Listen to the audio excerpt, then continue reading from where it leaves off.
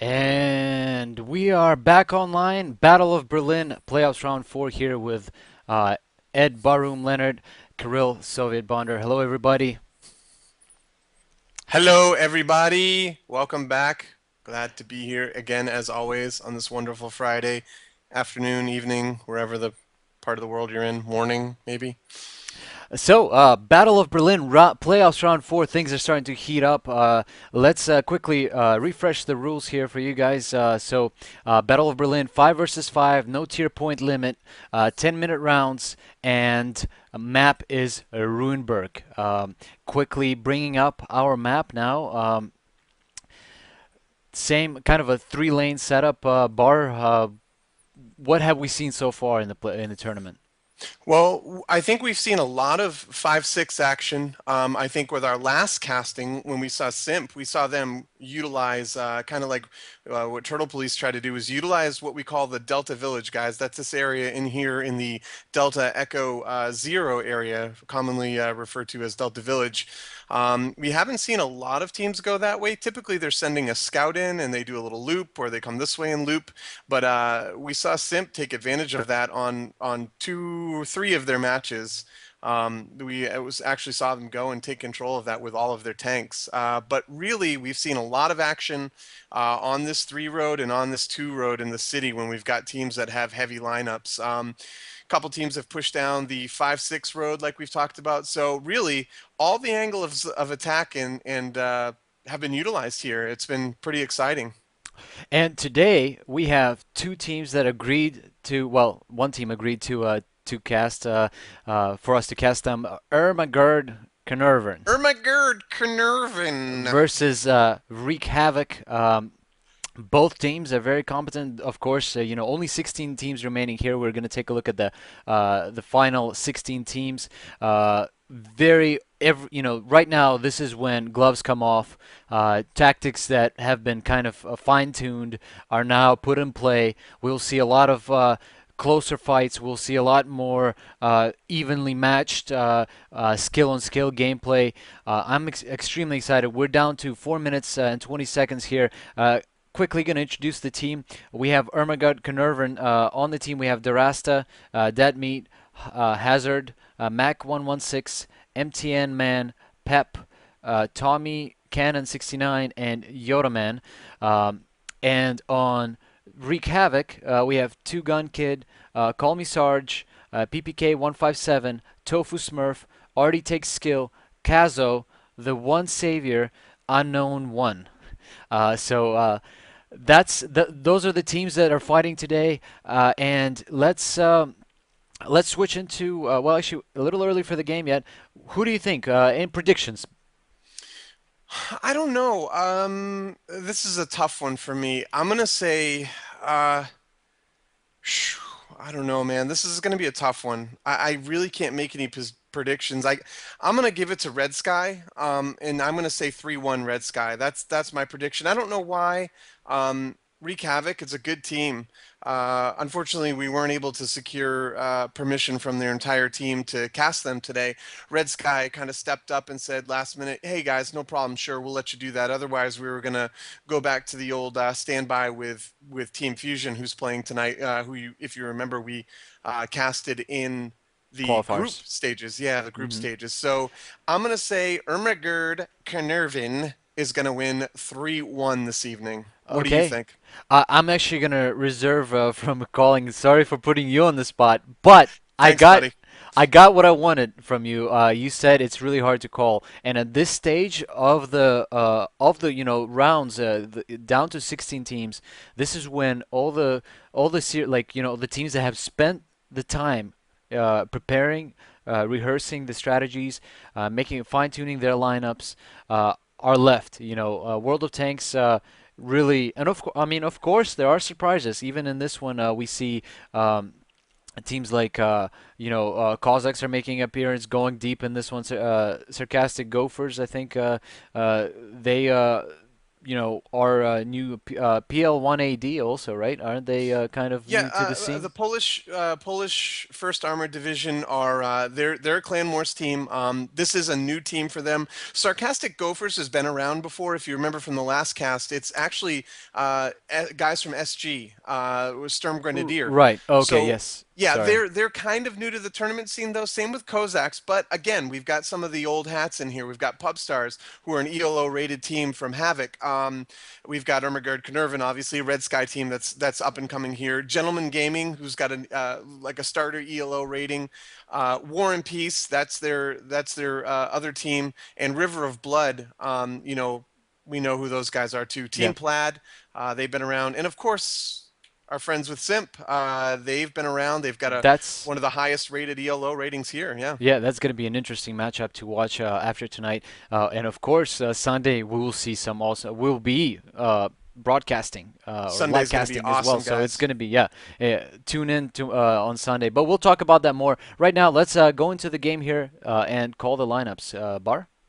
Well, we've got Tommy Cannon here on a T57. Again, guys, here we go. We're going to see these T57s. We've got Hazard on a T57, Dead Meat on an E100, Darasta is on a T62A, Mac 116 is on a T57. So we've got the triple T57, the E100, and the 62A. If you guys remember, that is the fusion lineup that we got to follow through the group stages. And also, if you remember, Enjoy also ran the same exact setup, except Enjoy ran a bat chat instead of the 62A. I prefer the 62A a little bit more over the bat chat, just because of all the auto loaders that when you run those T57s, and we talk about auto loaders, they've got 4 shots in that clip. Even though the 57s have a short reload, it's nice to have that other gun there. Yeah, consistency. Consistency is the 62A's, you know, definition really. It's consistent shooter, consistent performance out of it. Um, but here we go. Here we go into the battle. Of course, Red Sky has also let us get into their team speak, so we'll be able to bring you some of their comms here. And here I'm gonna warn the guys, and let's listen in. No, they're not actually They're not here. actually in here. All right, Rasta, go ahead. They're not actually here. I thought the observers were here. All right. Seam flare. Push here. Suppress. Suppress. You gotta know the drill. Let's get it done. Let's roll You're doing out. what? 2 of the 57s are going around here. 6-2A, you're going to support back in here. Yeah. You doing a loop? Nah, I'm not gonna. Should I go for Okay. it? No. So are, So are we not, I'm gonna gonna get my break pants through caught, the? so let's not do that. It's a non-stop move, right? Yeah, Correct. it's a straight push, guys. Thrust, thrust, thrust. The 57s that are going to like J2 area. Are we going straight through the 3 line? Yeah, man. We're okay. derping it. Yep, derping it. You're going to get across, get that crossfire. You're going to might take a few hits, but So, derping it was the last words coming out. Interesting call. Not sure I want to hear derping it in a tournament battle when money's on the line or Very, gold. very interesting calls so far. The entire team going down 3. What was surprising to me was they are pinging the bottom of the map. They're pinging the enemy cap. So these guys, Red Sky, is not messing around. They're going for it. And we see Batchat 25T already takes skill. Got lit from Havok. Darasta, in the meanwhile, is already in the G3 here, pretty much controlling what's coming out of the enemy base. Right. Now, what's interesting here is I believe the Bat Chat already takes skill lit Darasta on the 62A, and that's the only thing they lit. So what could work in Red Sky's favor here is they think, okay, it's just the 62 down there. Let's go and get him out since we know he's isolated. Well, guess what? Surprise, it's not just the 62A. It's everything that Red Sky has. Super aggressive maneuver here. So let's see. Here we go. They're turning the corner.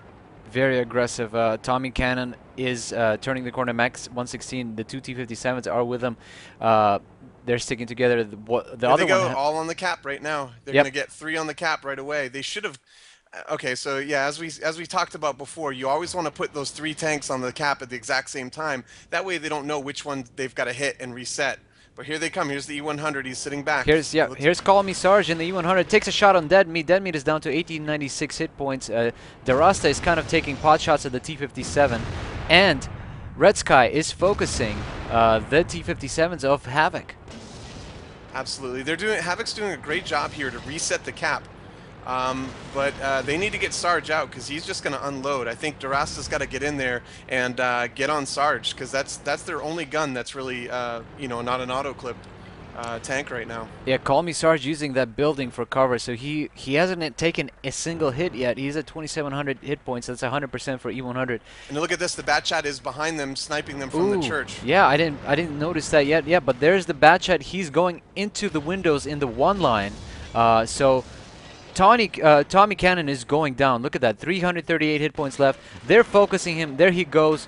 This is going to be interesting. Dead Meat is actually now tracked. He can't move. The rest of the team, Red Sky, is kind of separated right now. And yeah, unfortunately, it looks like Durasta's. I think he should have gotten in there on Sarge and kind of ripped him up a little bit. One of the 57s from Havok is hurting really bad, and I'm not sure where he went to, but Durasta's looking for him. There he is. He's got there 2 he hit is. points. He's Yep. loaded. Oh, Durasta misses a Durasta shot. misses a shot, and this is going And to he goes cost down. him. Oh my God! PPK 157 takes him off. Mac 116 down to 680. Hazard is now in the focus fire. Mac 116 goes down. Havok seems to be in control of this one. Absolutely. Unfortunate. And guys, this is what we're talking about with making those crucial shots. So you have to, Durasta had to make that shot.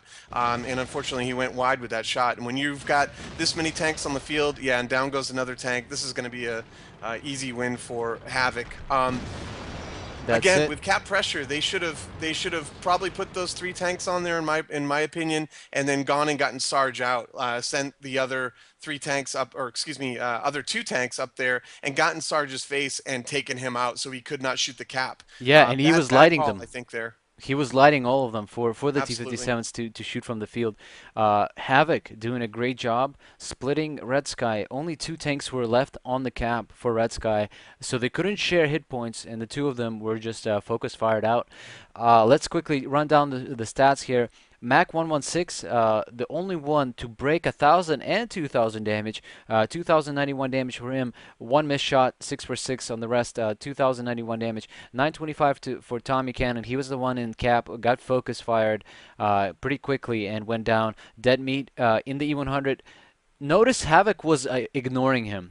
That's a very good thing. They reset him once, and the rest were ignoring him. He actually lived till the end for Red Sky. Havok didn't focus him at all because they knew that he's a bullet sponge really. So he's there for taking hits, while the T-57s should be the primary, and that's what Havok went after. Havok, in the meantime, though. Look at this.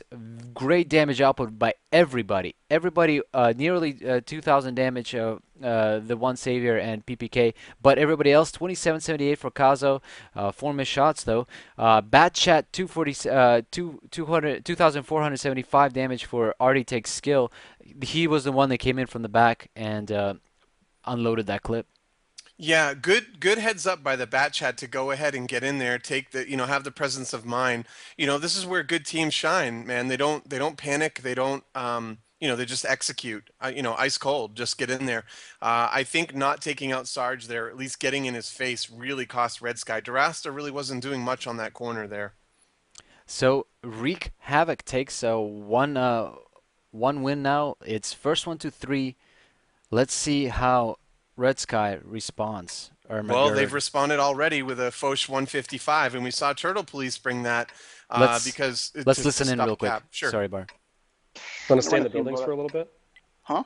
Want to stay in the buildings while that bat goes? Yeah, let's stay in the buildings. Wait for the bat. They're gonna space on us, so push on the weak side. Let's not get caught in crossfires. Let's just push on the weak side and deal with this. Don't make the same mistake. Yeah, we're all going east. Wait in the buildings for a sec. 62, just push away that bat, and then we'll make a push. Is the push going down the 0 line or the arch? Okay. 0, and you might have to drive down into the cap again, but we'll see. But once you start capping, we're going to fake the cap, I think, and we're just going to push onto them with the E100 rather than cap, because they're going to send the bat around for sure. Let them clip out on the E100, and we'll all just take them.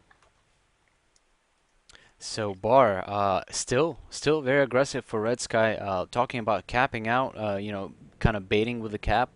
But you heard exactly what we just spoke about with the E100 being the bullet sponge, right? You take a bullet, the E100 will draw shots, and Red Sky will use that against Havok. Let's see how it works on in practice. Yeah, the thing with that about the bullet sponge, and that's a great point to make. You want to see, bullet sponges in the E100s? Absolutely, yes. You want to make them a bullet sponge. But as we saw in the last match, that's when that strategy goes completely out the window, where they should have gotten in, taken Sarge out, because he was lighting the cap for them. They knew where they were the entire time. Sarge just poke, shoot. So I think if they would have gotten in his face and taken him out, because as we all know, E100s are susceptible to fires. So Durasta could have got in behind him, pumped a couple shots into him, maybe driven around, and the other guys could have stepped up in the front and kind of drilled him. They could have got him out, protected those guys on cap, not let that bad shot get behind him. Or on the flip side of that, Durasta could have turned around, went back through the cap, handled the bat shot that was behind them, and maybe they could have just pulled off the cap and went into a defensive posture. That way they wouldn't, have felt like they had to stay on cap and got pinned. But Yep.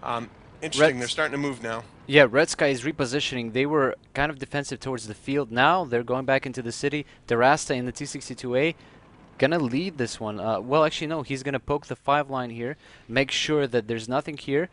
Yep, nothing. And now Mac 116 and Hazard are gonna be going into the city and taking the 3 line here. Yeah, I don't. This is going to be interesting to see how Tommy plays this 155. I don't think Lord Commander from Turtle Police really had a much of an effect. Remember the other team as well. They brought the 183, and if you remember correctly, that 183 maybe got off one shot, and really didn't have that much damage. I think between the two of those TDs at the time, they had like 1,200, or excuse me, combined on either side there, they had about 2,000 damage, something like that, 2,400. I can't quite remember the exact number, but both of them were held under 2K, which you don't want to see with something like a 155 or a 183 that are known for just, absolutely being able to take out a heavy tank by themselves. Yeah. Right now, though, Red Sky is playing very defensively, so that could work for the AMX 50 F155, since you don't have to push. You can take much more, settled shots on the target and actually drop a tank. But so far, nothing. I don't think a single tank has been lit by any team, right? We haven't seen a single tank from Havok being lit. Nope. So kind of a much. So here's the waiting game that we've seen in a lot of these matches, right? It's going to get down to about 5 minutes. People start to get antsy, get to about 4 minutes, and then they go, okay, let's make our push. That way we can hit the eject button if our push fails. Now, they don't want to push into Havok's camp, I guess, so to speak. I don't know if Havok was necessarily camping. Maybe they were moving up the 6 road, and then when that bat chat lit them, they all turned around and came back. So, I mean, again, it's hard to say, and it can be really frustrating for a team that goes, "Oh, these guys are camping." Well, you don't really know that. They could have actually been pushing and then had to come back and turn around. And we saw Fusion have to do that in the group stages against Kozak, if you remember. They lit Kozak coming down the 6 column right off the bat, and then Fusion, when they were going up through the city, absolutely turned around, came right back, and was able to, get behind in some defensive positions and stop Kozak. So sometimes it's really difficult to be the aggressor, because if you get caught on your movement early, the other team's got time to come back, set up, and defend. So, maybe that's happening, and I bet you at about 5 minutes we'll start to see some movements. I bet you'll start to see that bat chat maybe do some deep scouting lights, especially from maybe the field or what maybe from the one line in the city there, like Foxtrot 1 area. But interesting. I mean, again, this is the waiting game that you have to play in some of these matches, especially in these stages when you're getting to the money rounds. You're getting to the money round. This next round, any team that makes it through tonight is in the money round. So, you don't want to mess around. Yeah, I was just showing our viewers how Tommy Cannon is using this berm here, hiding behind it, kind of a hull down position for the AMX 50 F155, the Foch, right? So he's sitting there, and only his light bar is visible. And here we go. Let's see how E100 is lit. One shot, Shot, right? 792 hit points off Call Me Sarge. He's down to 1900. Yeah, that was Dead Meat hitting him in the E100. I think Tommy rushed his shot, missed it, and Dead Meat had a really good shot on Sarge there, hit him right in the side. So I think if Tommy had hit him as well, that Sarge would be in a lot of pain right now. Red But Sky is maybe, repositioning. They're yeah, here pushing they go. three They're line. gonna hope for a flank now. This might be a bad call on their part because now, yeah, there we go. So see, now they're gonna So be they're lit. lit. Yeah. Batchet is progressing towards the one line. Already takes skill. Egressing now. He's going back towards their base. Now, for people watching while we've got a little bit of lull in the action here, I say lull, but we're moving. But what happens when we say lit? It means the other team can't see these tanks on the minimap, much like Red Sky cannot see Havok. So when you hear the beep beep and you see the ping and the tank appears on the minimap with the icon, that's what's being called lit. That means that they're in view range. So here we go, right up that middle road there. Interesting. Red Sky aborted the push up the three line and now turned back and going to engage Kazo, who is having the upper hand here. He is hull down. Hard for Dead Meat to place any shot. And look at this.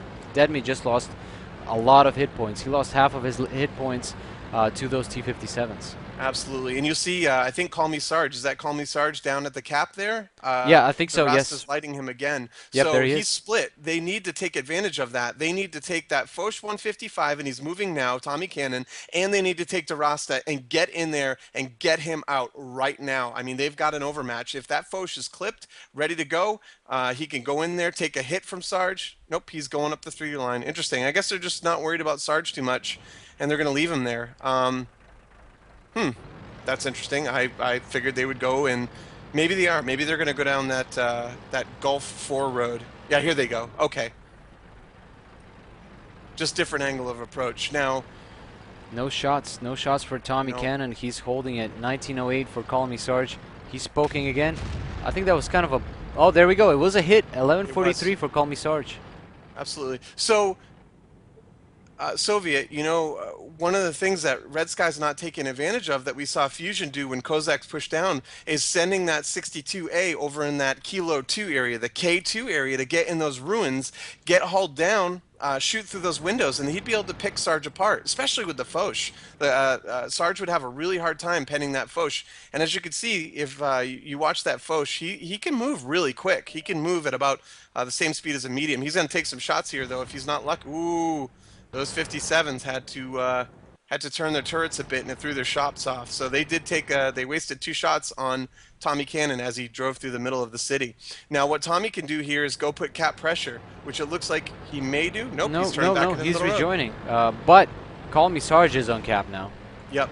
And bad move by Tommy, I think, leaving. Now there's 2 on the cap. They've realized they've got an overmatch here, so you're going to see them Here's dump action. these guys. Kazo is dropped immediately. Now up next, PPK is in focus. Look at this. PPK down to 115. He's one more shot. Come on. Who's going to finish him? I think they're clipping.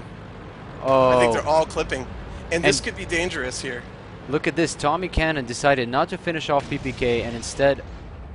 Okay. Yeah, he got him there. I don't know what he was waiting for. They got 17 seconds on the cap, 15 seconds on the cap. DeRasta has to get in there and get 1 shot off. DeRasta went down quickly. Call Me Sarge finishes him off. Now it's up to Hazard. Up to Hazard to reset this He's cap. got 2 seconds to reset the cap. And Missed. they didn't do it. He did not do it. Unbelievable. Red Sky Wow. had that in the bag, and they absolutely dropped the ball there, going down 2-0. Goodness gracious. So Hazard peeked that corner, didn't get the render in time to get the shot off. Yep. I would have sent DeRasta back a lot earlier there. I'm not sure why they didn't. Maybe there was some sort of miscommunication, but that was in the bag for Red Sky. They had the overmatch and everything. And one thing about that was it's weird that DeRasta decided to kind of poke the corner instead of pushing through it, powering through it. The medium is a fast tank. Very hard to hit if you're keeping speed. But coming in, cornering against an E100, that's going to be tough. And we saw why. You know, he was an easy target for the E100.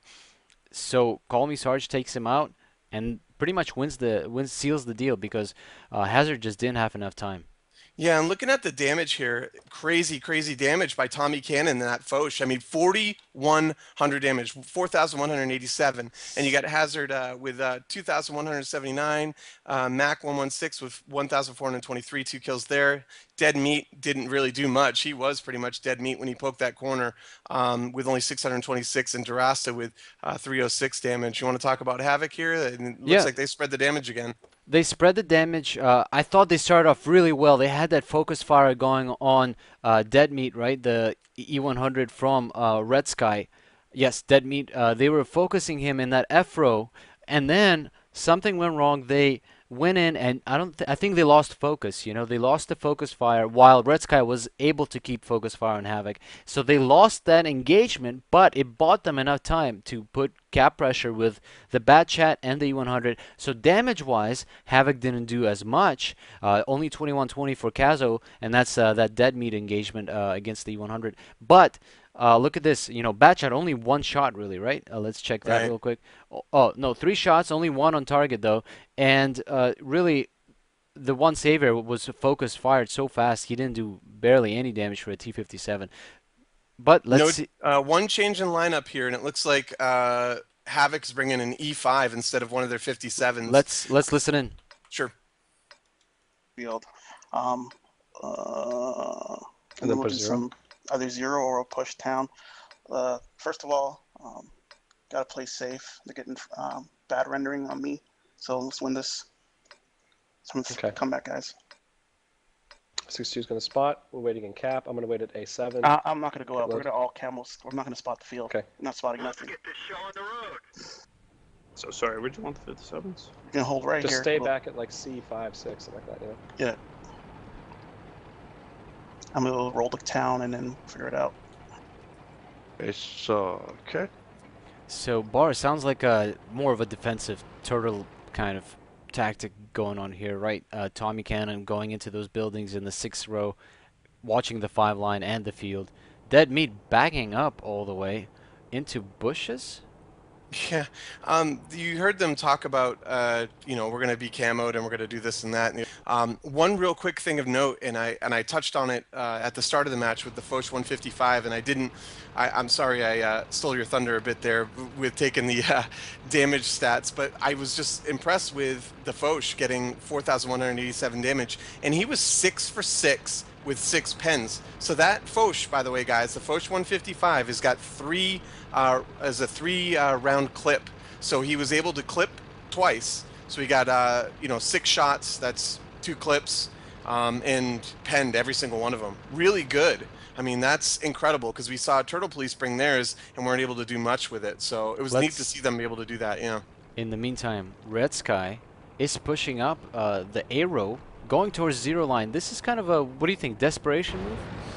I don't think desperation. I think they're going to try and utilize the camouflage on that 0 line, but they can easily get caught with their pants down here by the Bat Chat if he's smart and does some aggressive lighting. They're knocking down trees, which you don't want to do. I mean, I understand those E100s are big tanks, but Dead Meat just knocked over 2 trees. They're breaking stuff.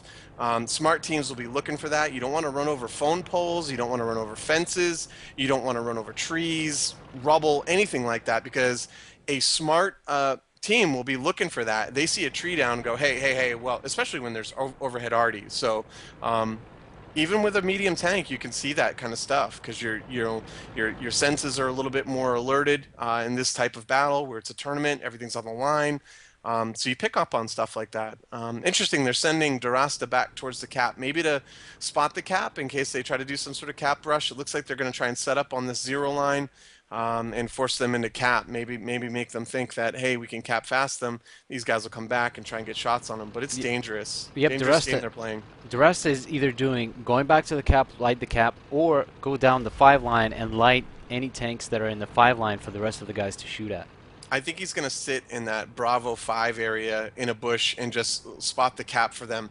Make sure that there's nothing coming to their cap, and then once that happens, you know, if something does come to the cap, he'll have it spotted all the way. Yep, so there he goes. He's sitting in a bush. Yep. I believe. Let me, yeah. So Yeah, he's he's sitting using the bush, behind. he's Yep. sitting behind it. And as we talked about earlier in some of these matches, that 62A has got such a low profile and a high camo value. Plus, you can see he's got the painted camo for Wargaming, which gives you what, a 5% extra boost to camo on that. Yes. Yeah. 5%. So yeah, so he's basically gonna sit there invisible and light. Now, not the best view range, but he's got enough to light the cap if they do push that corner. Dead Meat and the rest of the heavies are pushing Delta Village now. They're already crossing the half point of the map here and pushing into Havok's side.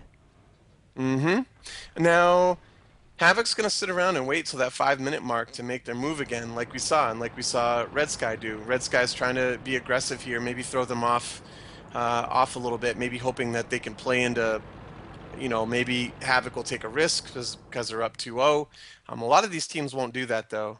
They'll What just play it ice cold. One thing about advancing down the zero line is that you have bushes aligning all the way down, and Red Sky Ehrmagerd Caernervern is able to take advantage of this with their E100. A tank that's the least camouflaged out of every tank in the game here.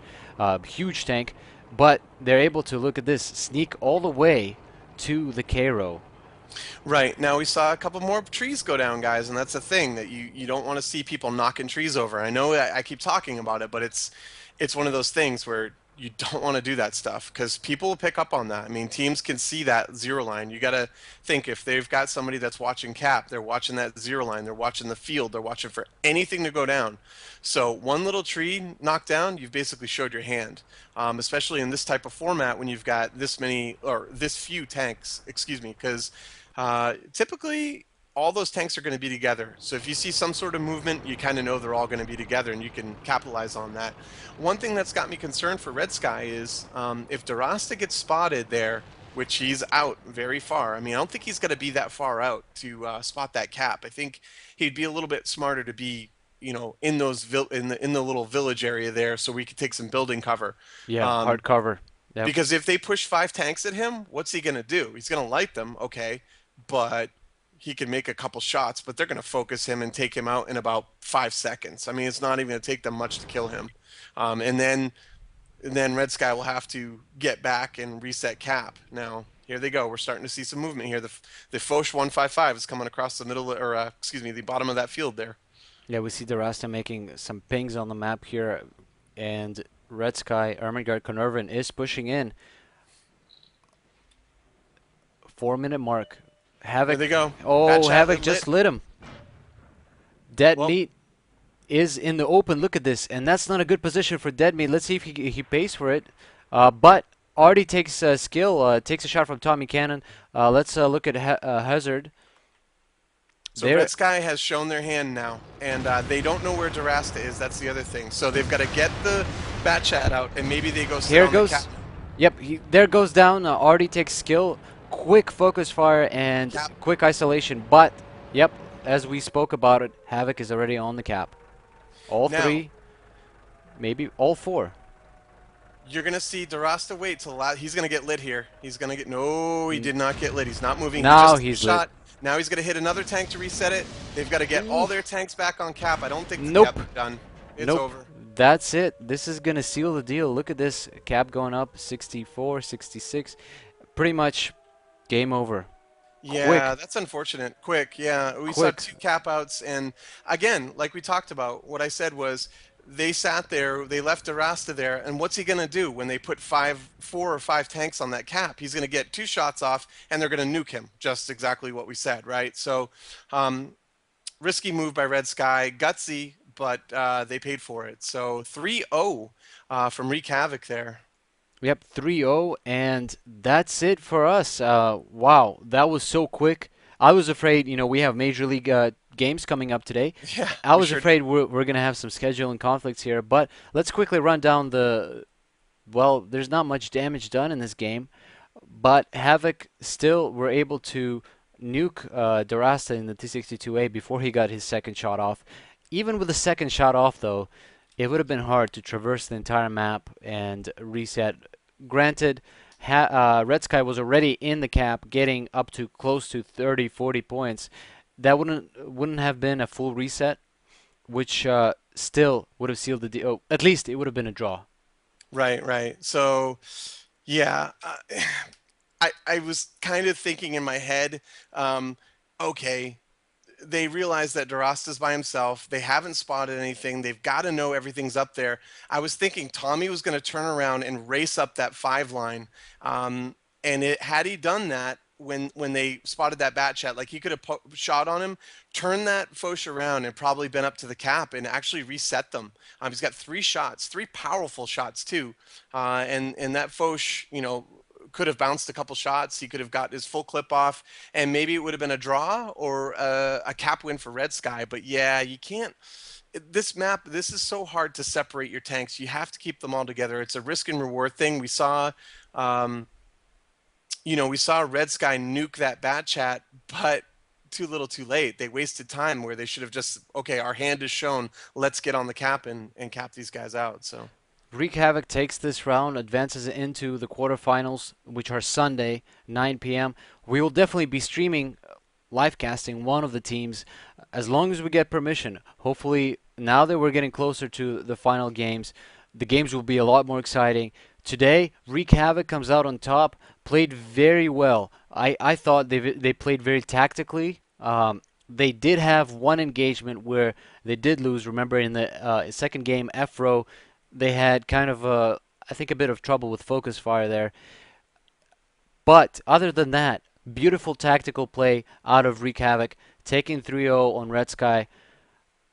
That first game was really impressive by Wreak Havok. I mean, you saw them set up in like a perfect triangle. I mean, they took some hits, but they shared the damage. And Sarge, I think, definitely was the MVP in that battle. I mean, he got into a perfect building position, angled that E100 with his, bounced a couple shots even, probably got a couple pen no damages, and basically just had his way with Red Sky on that cap. I mean, really interesting to see. And I'm actually looking at the bracket now. One other team is actually finished, and it's Dance with No Pants On. And I have to make a correction. I believe I called them an Enjoy team, and I was corrected in a in a PM on the forums. It is not an Enjoy team. It's a mixed bag. It's got a bunch of guys from Purple on there. I think the guy that I had clicked on was, Pau MIA 81 from Enjoy, and there's another Enjoy guy. So it's kind of a mixed bag team. It's definitely not a full Enjoy team, but they are through. They beat Starry Night, which is the Rus team, 3-0. So I don't know what happened there, if Russ just didn't show up or if it was just over that quickly. Who knows? Well, like we saw here, two caps, right? 2 cap outs and one complete devastating Oh, look at that. loss. Look, hey, the bracket just updated again. Look at this. These results are coming in really quickly. So we've got Wreak Havok against War and Peace. War and Peace beat Gentleman Gaming 3-1. And also Kozaks. Kozaks are through. They beat Danger Close 3-0, and they will be Team Fusion. Our guys with Team Fusion are through. They won 3-1. Or excuse me, they didn't win 3-1. I'm looking at the wrong bracket here. Sorry about that. They won 3-0 against Enjoy. Against Enjoy. So, that would have been neat. I can't wait to hear how that went later on, because we casted the Enjoy guys and they were really good. So they beat Turtle Police 3-0, and now Team Fusion turns around and gets some revenge for their clan mates and gets a 3-0 win on them. So these results coming in really quickly here. So here's an interesting rematch, guys. This could be a good one to follow. Kozaks and Team Fusion, because I don't know, there's a little bit of bad blood there from what I understand from talking with some of the guys about camping and everything else. So really cool to see that this bracket's updating quickly. Red Sky has agreed to talk with us if you want to pop over and see what was up with those guys. Sure, let's go ahead 1 second. Microphone activated. Hello, guys. We're now live here on the stream. Thanks a lot for letting us cast. And Bar, questions? What happened? What happened, guys? What happened? You guys had that second game. I think you had that in the bag, and then it just kind of fell apart. I blame Jewel Thief for your embassy. I killed all motivation for us to play tonight. I'm not gonna lie to you. If you guys don't know, they're talking about the Red Sky Embassy that was full of scantily clad women, lots of boobies. It was shut down today. R.I.P. The Red Sky Embassy that we all know and love was shut down. So maybe that's where they drew their power from. So their power source was shut down by Wargaming. Thanks, Wargaming. I can't believe it. So, but really, that first game, you know, you guys got capped out, got a little bit out of position, and that's what happened with that one. But the second one, it looked like you had everything completely in control, and then yeah, it just kind of fell through. You know, yeah, we had it in control. We had a 57 behind the E100 when we really should have just given up the cap, pushed onto him when we had the advantage. And I saw one or two really unlucky bounces, and I think that one would have changed it. Their 57 wouldn't have been loaded at the time that we killed it. And then we had one left, I think, with 40 hit points also. So unlucky rolls, I think, and plus on our part, the strategy was fine. Some bounces. Yeah, and they played those corners really well too. Tommy, you know, we were talking about the Foch 155 when you guys brought it in, and I said, uh-oh, we saw Turtle Police bring a Foch 155, and they didn't really do much with it, but man, you got 2 full clips off for 4,187 damage, 6 pens with all of those shots, so I was really looking forward to seeing how you used it. You used it well, and that was the game that you guys actually lost, where you put all that damage out. Darasta, are you here? Yeah. Okay, so well, what happened, you know, what I'm referring to on that second match is when he poked that corner, he just got absolutely nuked. He tried to rock back and forth. I didn't know if you were having some sort of internet connection issues. They didn't show up. Yeah. When I poked that corner, I got killed. I was like, wait a minute, this guy even show up? I was like, oh, whatever, bad render, who cares, let's move on. Yeah, I did see that. I saw that, you know, when you poked, and you know what, Hazard had the same thing kind of go on that match as well. He poked and they didn't render, so he didn't have a shot, and he fired and it was too late. So interesting things there go on with this game where you know, tanks won't render, or you know, the 6th sense or whatever takes a couple seconds to engage, or just even rendering. One thing about that though, the bushes were there. Havok was using the bushes in the cap circle, so that could have affected some of it. Yeah, they were right behind it. Check, like certain distances, spot checks takes longer for spotting, so I guess that was probably it. Took a longer time to spot than normally if you're just coming around a corner. Now that one of those matches, I think it was the first one where you guys tried to cap them out. It was really aggressive. I was really glad to see that you know, you guys were taking charge there and pushing in. You sounded really confident when we were listening in, which I was like, great, they've got this. They know they've done this before. This is why they're here right now. And then I think what Havok did was when they sent the bat chat up the middle, they spotted Darasta coming down. And again, you know, in this type of format, typically where one tank is, usually all of them are, you know, usually, except when you got the bad chat scouting. Now, what I think happened there with you guys, I don't know if you feel the same way. It was the first game where you guys pushed the cap. Do you think when you got lit, that showed your hand, and then Havok was maybe up in the 5-6 line or up in the in Village, and they turned around and came back? Because that's what it seemed like to me. Yeah, we thought that they were either going to push all the way to our cap or push, well, actually, we thought they were going to push around us down the F line. And if they were going to do that, then we would just turn on them and go back out of the cap and take defense as if we started in the south. But I think we just got the idea wrong. I got caught out in the open. Yeah, well, didn't they come in back we're kind of waiting for then? that. Yeah, we're waiting for that bat second light to come around us, and then we would have either turned around or pushed on one side and used their defensive positions instead of our own. Yeah, really unfortunate for you guys. I mean, you guys didn't play bad, I don't think. I think there was a couple moments where a couple of people took some unnecessary shots where you didn't need to. But also on that first match, one of the things that I was thinking and I was expressing to Soviet was Sarge in that E100 was in that little small building, and normally you want to use the E100 as a hit sponge. You want to make sure that, you know, teams are focusing him, wasting shots on him.